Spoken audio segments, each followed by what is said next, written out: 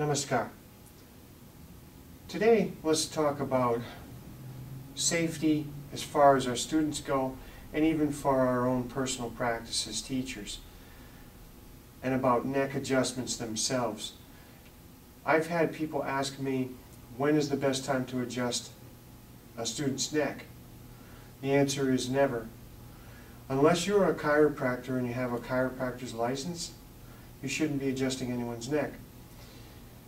When does it typically happen? Sometimes you'll see teachers who will come over and crank somebody's neck while they're in triangle. No way. You shouldn't be doing it because you don't know where their edge is on their neck.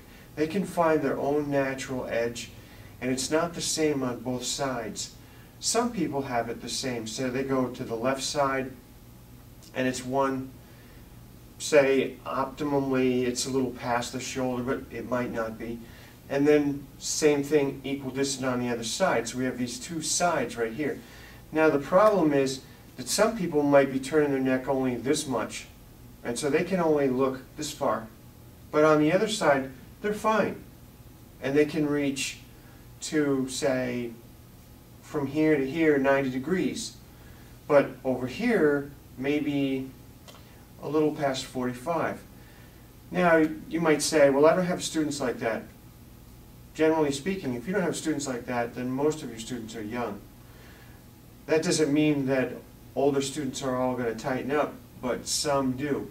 And some have not been practicing yoga all their lives. So, triangles, people that pull on the head in Shavasana, that's another one, pulling on the head. And then we talk about warm-ups sometimes, warming up the neck. People will say, what's the best warm-ups? The safest warm-ups for the neck are linear. So up and down and side to side. Those are the safest as long as the student knows their own limits, side to side, up and down. The rolls depends on the person.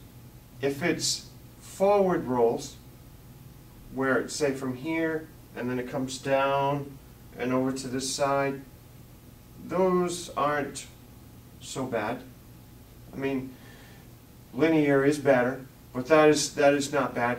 Where we get into problems is when the head tilts back and then a person starts to grind, because what happens is, say these are two vertebrae, and what they do is, as I bend back with my neck, the vertebrae now come into contact with each other, so they compress on each other. Now I start to grind them back and forth while they're in a compressed position.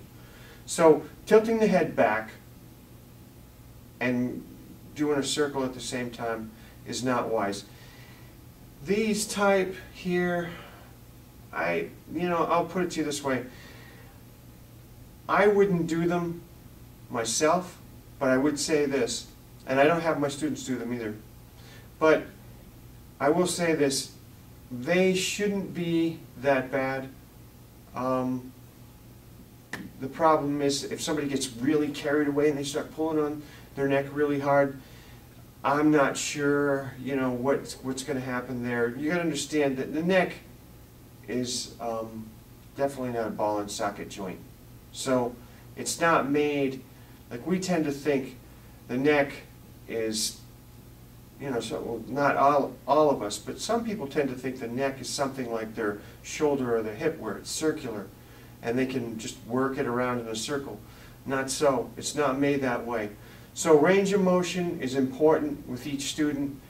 It's okay to warm up in different ways, but you've got to be careful of your neck and keep in mind you only have one.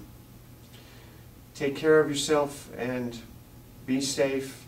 And the big thing is with joints, remember this, if you injure a joint, it's going to take a long time to heal, and sometimes joints never forgive you. With that, I'd like to wish you farewell. Om Shanti.